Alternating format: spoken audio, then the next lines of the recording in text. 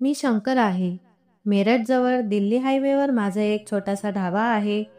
लोक त्याला शंकर ढाबा म्हणतात. मी कधी त्याला नाव ठेवलं नाही. ही एक साधी जागा आहे जिथे ट्रक ड्रायव्हर आणि प्रवासी येतात.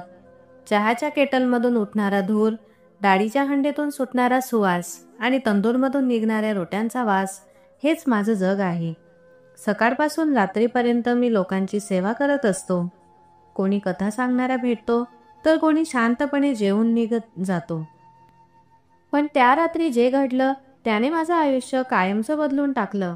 संध्याकाळ झाली होती, सूर्य मावळला होता आणि हॉटेलच्या लाईट्स रस्त्याच्या कडेला चमकत होत्या. ट्रकांची ये-जा कमी झाली होती, पण हॉटेल अजूनही उघडं होतं. काही ड्रायव्हर चारपाईवर बसून चहा पित होते. त्यांचे मोठ्याने बोलण्याचे आवाज हवेत गुंजत होते. अचानक एका मोटरसायकलच्या आवाजाने माझं लक्ष वेधून घेतलं.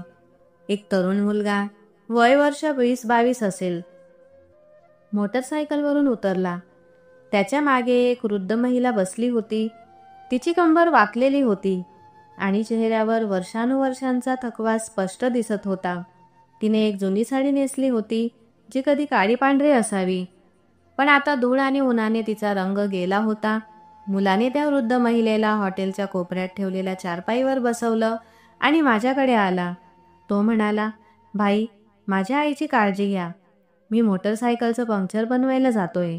अर्ध्या तासाचीच गोष्ट आहे." मी त्याच्याकडे पाहिलं. चेहरा साधा होता, पण डोळ्यात एक विचित्र बेचैनी दिसत होती. मी विचारलं, "ठीक आहे भाई, आईंना चहा देऊ का?" त्याने हलकं हसत उत्तर दिलं, "हो, पण साखर कमी घाला. आईला गोड फारसा आवडत नाही."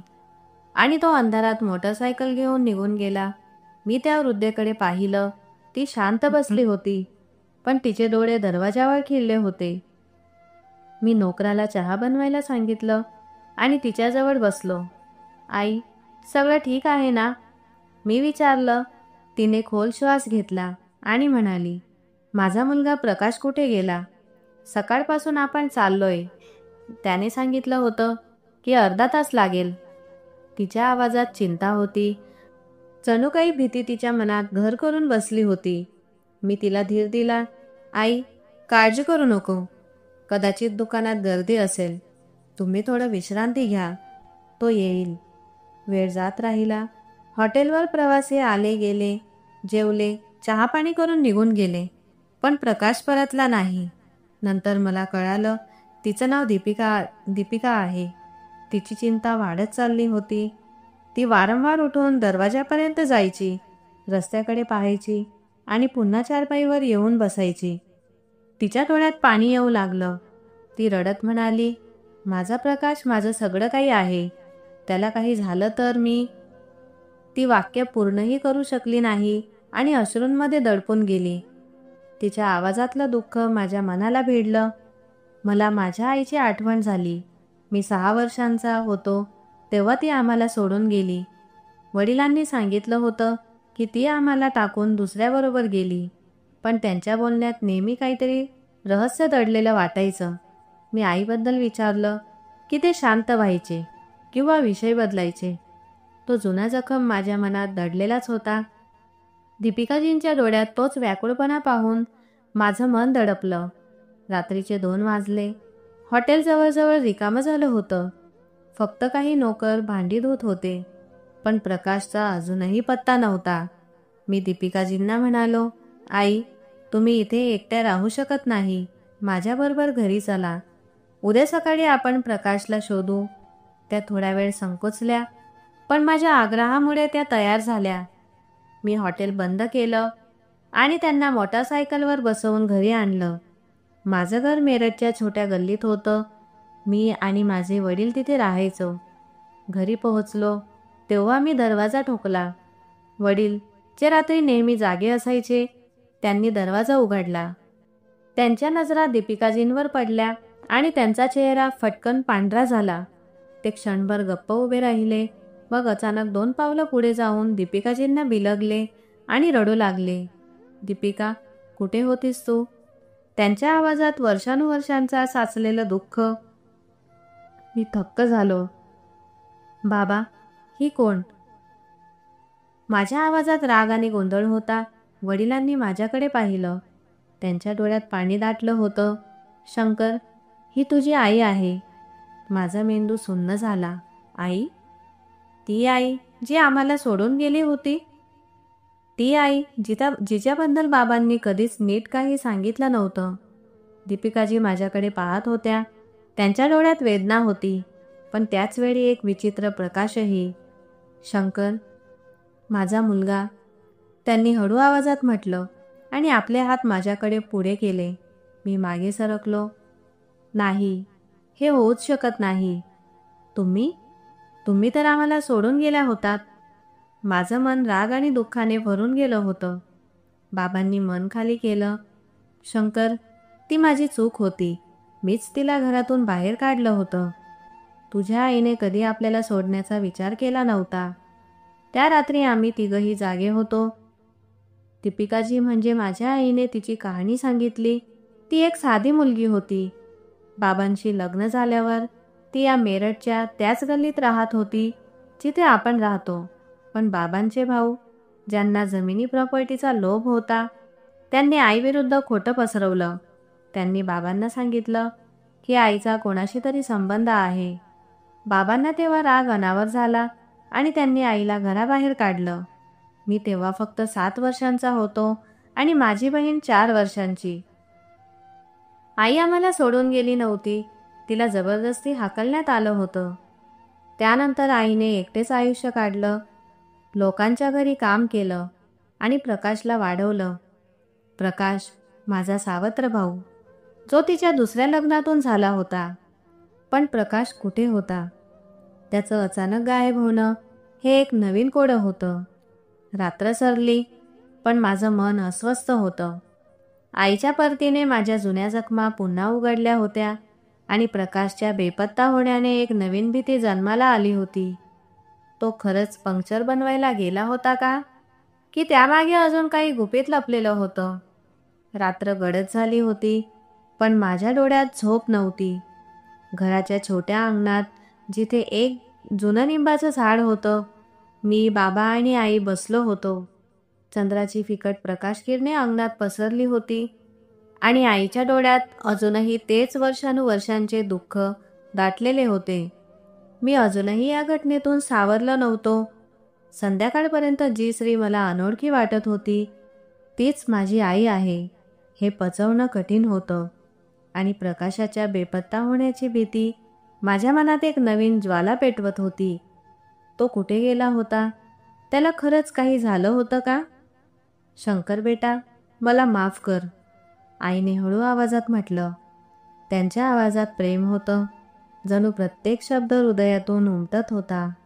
मी तुला सोडवलं नव्हतं. मला जबरदस्ती बाहेर काढलं गेलं होतं. मी त्यांच्याकडे पाहिलं आणि विचारलं, मग तुम्ही परत का आला नाहीत? तुम्हाला माहीत होतं आम्ही इथे आहोत. मेरठ इतकं मोठं शहर नाही की तुम्ही आम्हाला शोधू शकला नाहीत. बाबांनी मान खाली घातली. शंकर, यात तुझ्या आईची चूक नव्हती, ही माझीच चूक होती. त्यांचा आवाज जड झाला होता. जणू वर्षानुवर्षांचं ओझं त्यांच्या शब्दातून बाहेर पडत होतं. कुठली चूक? मी जवळजवळ ओरडलो. बाबा, तुम्ही कधीच काही सांगितलं नाही. प्रत्येक वेळी मी आईबद्दल विचारलं की तुम्ही गप्प बसलात. सांगा, काय झालं होतं? बाबांनी खोल श्वास घेतला आणि बोलायला सुरुवात केली. जेव्हा तुझ्या आईशी माझं लग्न झालं, आम्ही आनंदी होतो. तू जन्माला आलास, नंतर तुझी बहीण प्रीती. पण माझ्या भावांना आमचा आनंद सहन झाला नाही. आमच्याकडे थोडी जमीन होती जी माझ्या नावावर होती. ते हस्तगत करू इच्छित होते. त्यांनी तुझ्या आईविरुद्ध खोटं पसरवलं. म्हणाले तिचा कोणाशी तरी संबंध आहे. मी तेव्हा तरुण होतो. रागाने माझा विवेक हरवला. मी तुझ्या आईला घरातून हाकलून दिलं. आईने बोल काढला. शंकर, मी खूप प्रयत्न केला की तुमच्याजवळ परत येऊ, पण तुझ्या बाबांचे भाऊ मला धमकावत होते. म्हणाले जर मी परत आले तर ते तुला मारून टाकतील. मी एक बाई होते, एकटी, असहाय्य. मी दिल्लीला गेले. तिथे मजुरी केली. लोकांच्या घरी भांडी घासली, कपडे धुतले. मग प्रकाश आला. मी विचारलं, प्रकाश कोण? आईनं क्षणभर नजर खाली केली. तो माझा मुलगा आहे, तुझा सावत्र भाऊ. माझं दुसरं लग्न झालं होतं, पण तो माणूसही चांगला निघाला नाही. प्रकाशच्या माझ्या आयुष्यात एकमेव आशा होती. मी शांत बसलो. माझा मेंदू भूतकाळ आणि वर्तमानाच्या जाळ्यात अडकला होता. आई, जी वर्षानुवर्षे बेपत्ता होती, ती आता माझ्यासमोर बसली होती. पण प्रकाश कुठे गेला होता? त्याच्या अशा अचानक नाहीशा होण्याने माझ्या मनात एक विचित्र भीती पसरली होती. सकाळ झाली होती. सूर्याची पहिली किरणं अंगणात पसरली होती. पण माझ्या मनातील बेचैनी काही कमी झाली नव्हती. मी आईला म्हटलं, आई, तुम्ही आराम करा, मी प्रकाशला शोधतो. आईनं माझा हात धरला. शंकर, तो माझं सगळं काही आहे, त्याला शोधून आण बाळा. मी मान डोलावली आणि मोटरसायकल काढली. मेरठच्या छोट्याशा बाजारात सकाळच्या वेळी बरीच चहलपहल असते. मी सर्वप्रथम त्या पंक्चरच्या दुकानाकडे गेलो, जे हायवेवर होतं. दुकानाचा मालक अरविंद माझा जुना मित्र होता. अरविंद, काल रात्री एखादा मुलगा मोटरसायकलचं पंक्चर करायला आला होता का? मी विचारलं. अरविंदने डोकं खाजवलं. हो, एक मुलगा आला होता. बहुतेक प्रकाश नाव सांगितलं होतं त्यानं. त्यानं पंक्चर लावून घेतलं आणि गेला. म्हणाला, त्याची आई हॉटेलवर थांबली आहे. मग तो नंतर कुठे गेला? मी बेचैनपणे विचारलं. अरविंदने खांदे उचकवले. माहीत नाही भाई, तो मोटरसायकल घेऊन गेला. पण तो थोडा थांबला आणि म्हणाला, एक गोष्ट सांगू का? तो जात असताना मी पाहिलं, एक काळ्या रंगाची कार त्याच्या मागे गेली. कदाचित योगायोग असेल, पण मला थोडं विचित्र वाटलं. माझं हृदय धडधडू लागलं. काळी गाडी कुणाची होती? मी विचारलं. अरविंद म्हणाला, माहीत नाही. इथे गाड्या येत जात असतात, पण ती गाडी थोडी संशयास्पद वाटली. मी लगेच बाईक स्टार्ट केली आणि शहरातील छोट्या पोलीस ठाण्याकडे धावलो. तिथं माझी ओळख असलेले इन्स्पेक्टर विनय होते. मी त्यांना सगळं सांगितलं. इन्स्पेक्टर विनय म्हणाले, शंकर, काळजी करू नकोस, आम्ही प्रकाशचा शोध लावू. पण तू म्हणतोस की तुझ्या आईचा मुलगा आहे. ही गोष्ट थोडी गंभीर वाटते. काही जुना वाद किंवा शत्रुत्व आहे का? मी डोकं हलवलं. माहीत नाही विनयभाई, पण माझी आई कित्येक वर्षांनी परत आली आहे. कदाचित याचा काही संबंध असेल. पोलीस विनय यांनी आपल्या कॉन्स्टेबलला काही सांगितलं आणि मला घरी जाऊन प्रतीक्षा करायला सांगितलं. पण वाट पाहणं माझ्या आवाक्यात नव्हतं. मी ठरवलं की स्वतः काही सुगावा शोधू. मी परत हायवेच्या बाजूला आलो, जिथं माझं हॉटेल होतं. कदाचित काही पुरावा मिळेल. हॉटेलजवळच एक छोटं पेट्रोल पंप होतं, जिथं रात्री लोक थांबत. तिथं काम करणाऱ्या अजयला मी विचारलं, काल रात्री तू एखादी काळी गाडी पाहिली होतीस का? अजयनं मान खाली घातली. हो भाई, एक काळी स्विफ्ट इथे आली होती. 2 माणसं होती. त्यापैकी एकानं पेट्रोल भरलं आणि दुसरा फोनवर बोलत होता. मी ऐकलं. तो म्हणत होता, हो, मुलाला पकडलंय. आता फक्त त्या म्हातारीची वाट बघतोय. माझं रक्त सळसळलं. मुलाला पकडलंय? मी जवळजवळ ओरडलो. अजय, हे आधी का नाही सांगितलंस? अजयनं म्हटलं, मला काय माहीत होतं की ही मोठी गोष्ट आहे. मी लगेच इन्स्पेक्टर विनयला फोन केला आणि ही गोष्ट सांगितली. त्यांनी सांगितलं की ते CCTV फुटेज तपासतील. पण माझ्या मनाला खात्री होती की हा काही योगायोग नाही. प्रकाशच्या गायब होण्यामागचं काही मोठं कारस्थान आहे. संध्याकाळ झाली. मी घरी परतलो. आई अंगणात बसून प्रार्थना करत होती. त्यांच्या डोळ्यात अश्रू होते. शंकर, काही बातमी मिळाली का? त्यांनी विचारलं. मी मान खाली घातली. आई, काळजी करू नका. पोलीस शोध घेत आहेत. पण तेव्हाच दारावर हलकीशी टकटक झाली. मी दार उघडलं तर समोर एक मुलगी उभी होती. तिचा चेहरा थकलेला होता पण डोळ्यात एक विचित्र चमक होती. शंकरबाई, तिनं हलक्या आवाजात म्हटलं. मी आश्चर्याने तिला पाहिलं. तू कोण? तिनं खोल श्वास घेतला आणि म्हणाली, मी प्रीती आहे, तुझी बहीण. प्रीतीच्या आवाजानं माझं मन हलून गेलं. मी प्रीती आहे, तुझी बहीण? हे शब्द माझ्या कानात घुमू लागले, पण माझं मन त्यांना मान्य करायला तयार नव्हतं. प्रीती माझी बहीण, जी आईसोबत वर्षांपूर्वी गायब झाली होती, जी फक्त 4 वर्षांची होती, तेव्हा आपल्यापासून दूर झाली होती. मी तिच्या चेहऱ्याकडे नीट पाहिलं. तिच्या डोळ्यात तीच खोली होती जी आईच्या डोळ्यात होती, पण तिच्या चेहऱ्यावर वर्षानुवर्षांच्या संघर्षांचे आणि थकव्याचे ठसे स्पष्ट दिसत होते. प्रीती, मी अविश्वास आणि शंकेच्या भावनांनी विचारलं, तू तू इथे कशी आलीस?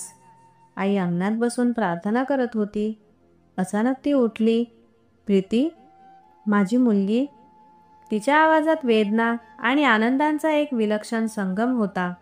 ती धावत जाऊन प्रीतीला बिलगली आणि दोघी आई आणि मुलगी एकमेकींच्या गळ्यात पडून रडू लागल्या.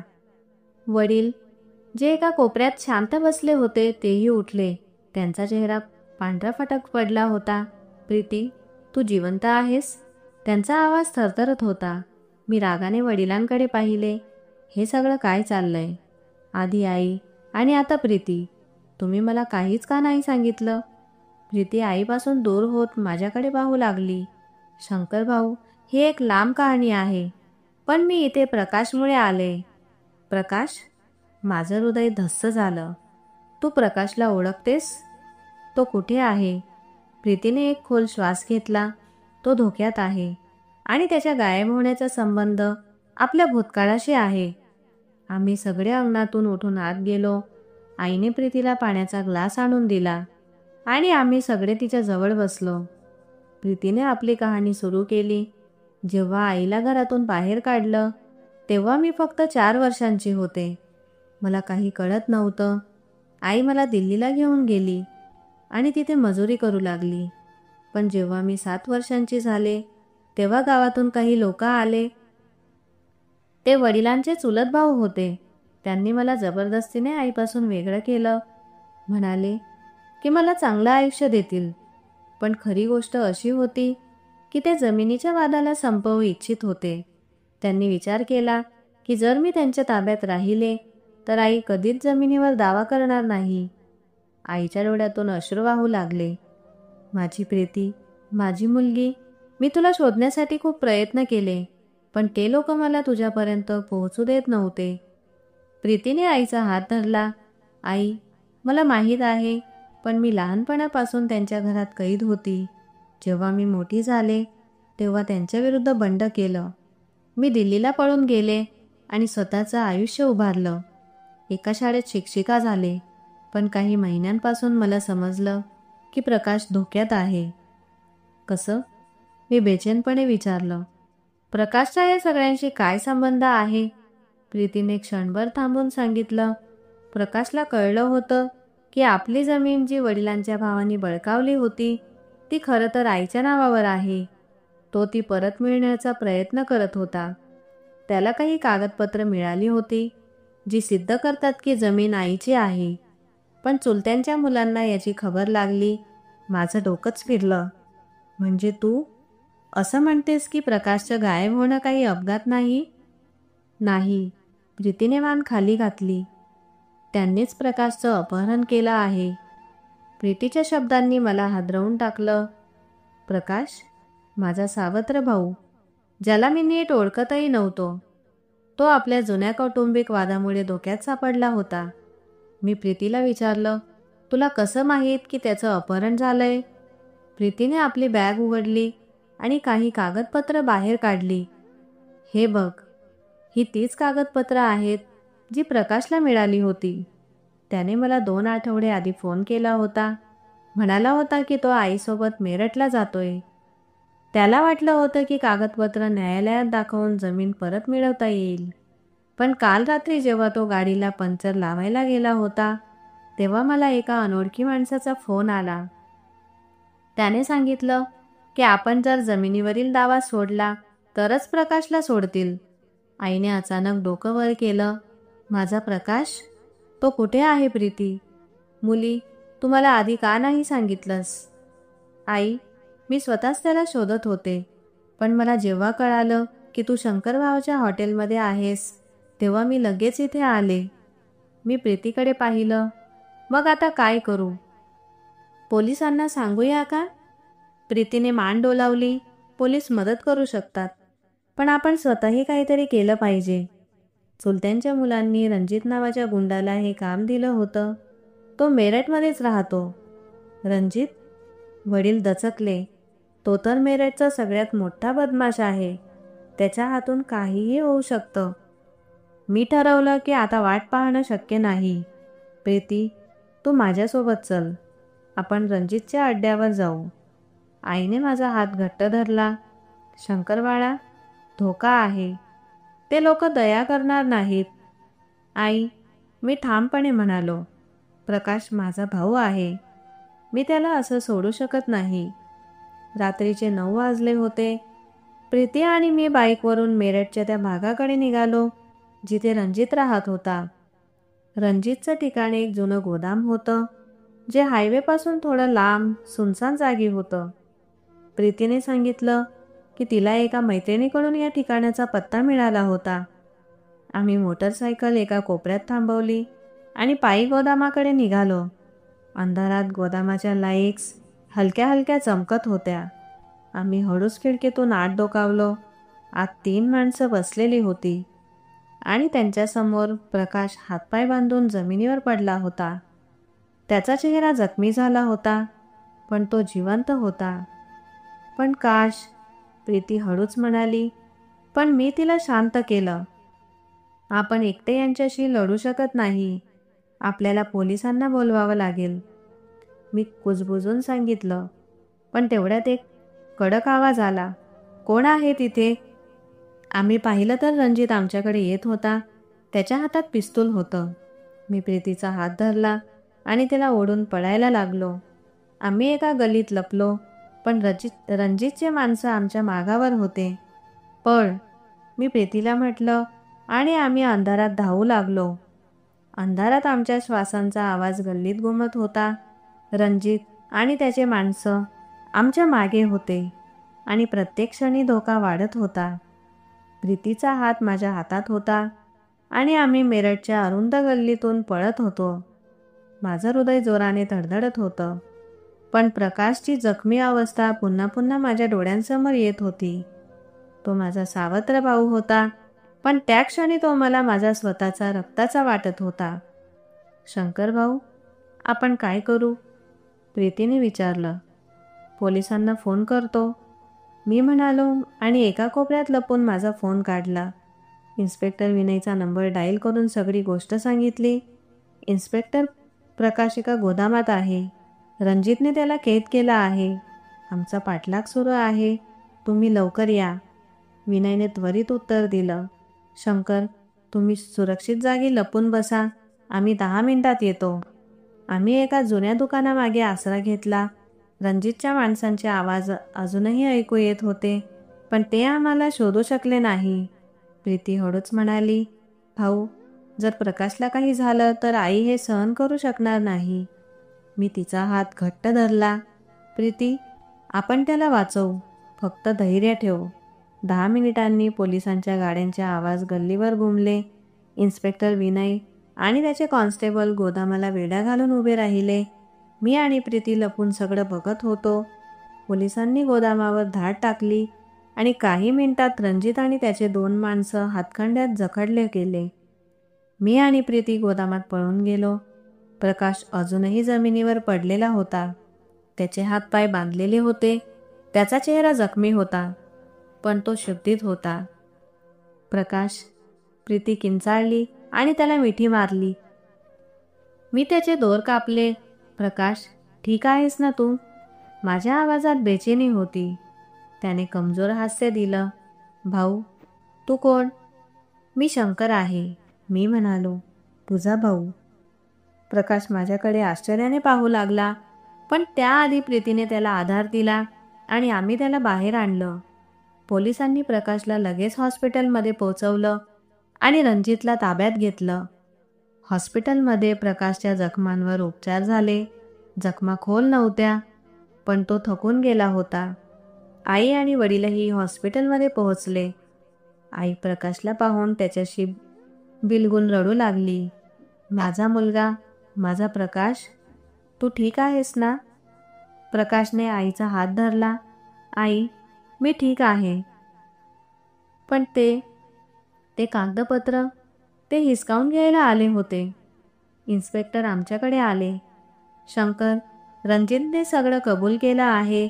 त्याला तुझ्या काकांची मुलं राजेश आणि प्रताप यांनी भाड्याने ठेवले होते. ते प्रकाशकडून जमीन कागदपत्र हिसकावून घ्यायला पाहत होते. म्हणजे तुझ्या आईला कधीही दावा करता येऊ नये. मी रागाने मूठ घट्ट केली. राजेश आणि प्रताप, त्यांनी आधी आईला घरातून हाकलून दिलं आणि आता प्रकाशला इजा करण्याचा प्रयत्न केला. विनय म्हणाले, हो, पण आता दोघांनाही अटक झाली आहे. आम्ही कागदपत्रही परत मिळवली आहेत.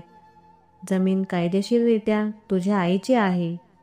आईने दीर्घ श्वास घेतला. बाळा, मला जमीन नको आहे. मला फक्त माझी मुलं माझ्याजवळ हवीत. तेवढंच पुरेसं आहे. रुग्णालयातून परत घराकडे येताना आम्ही सगळे शांत होतो.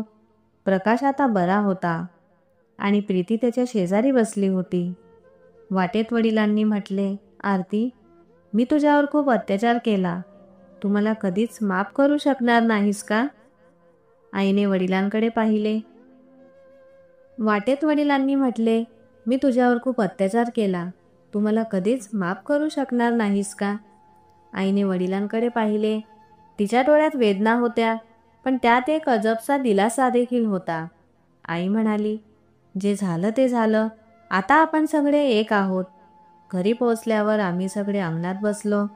दिवाळीचा सण जवळ आला होता आणि गल्लीत तयारीची हलकीशी लगबग होती.